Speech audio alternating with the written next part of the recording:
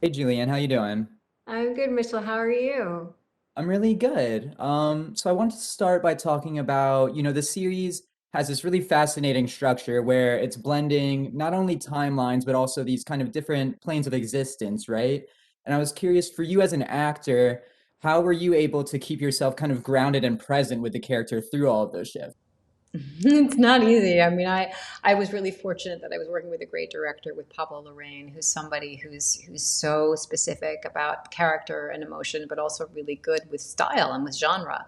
So he was able to he was able to kind of guide me through all that. But the most important thing to do, because we had four different timelines, and all these different emotional states and levels of reality as well, is to try to keep yourself specifically in grounded in what you are doing at that time. So if I'm playing, that real scene, then what is that reality for her there? If we are in a fantasy, what is that reality for her there? And so as long as you do that, and you have people who are able to kind of put it together for you. And then there would be times too where Pablo would say, "Hey, remember, in this episode, we're going to cut right to," and I'll be like, "Oh, okay." So he understood the structure too. Yeah, yeah. I mean, it really works. It's very fluid. There's this line that Lisey has where she speaks about kind of in the present day timeline of being on this journey to figuring out how to be alone. And that line really hit me. And I was curious if that line had a particular resonance or that idea had a real resonance for you in getting into her headspace where she's at.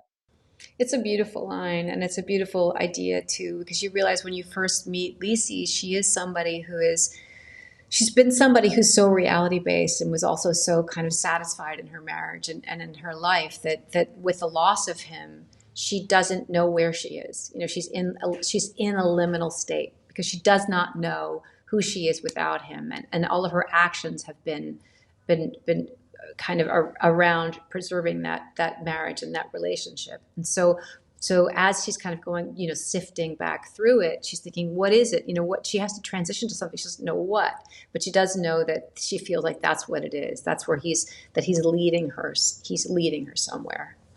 Yeah. Yeah, it's a very emotional series and I think, for myself and I'm sure a lot of other people, you are kind of number one like all time on the list of like the great cinematic criers. And I was curious, it's a really tricky art to master, but you've really mastered it to the point where it's like I'm watching something, if you're crying, I'm crying too, like every time without fail. And I Thank was you. wondering if there's, of course, thank you. And I was wondering if there's a key for you in being able to nail like a great crying scene in a film or a series.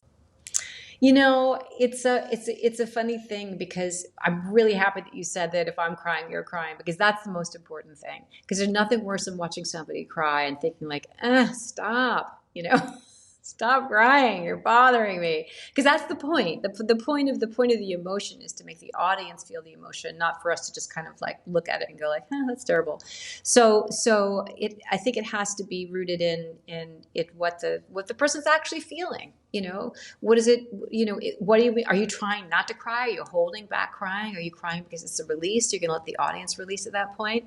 I think a lot of it, in terms technically, a lot of it is just about practice. And being comfortable enough on a set to feel like you can invest emotionally in what's happening, and being relaxed. Sometimes I'll tell actors who ask me, I'm like, you have to make sure that you relax because you have to let yourself feel the feeling. But if you feel the feeling, that's the whole point of acting. You hope that if you're feeling the feeling, the audience will feel the feeling too. Yeah, yeah, and you absolutely do, convey that and just keep doing everything you're doing, honestly, because this is another tremendous performance. I think your work is so great, and I've got to wrap up, but I just want to say it was really great being able to speak with you. Save, I just want to mention is one of my all-time favorite movies, so like this was very exciting for me and just a great Thanks, time. Mitchell. Thank you so much. It's nice to talk to another redhead. Yeah, that's what I was thinking too coming into it. But it's great to see you and meet you. You too. Take care.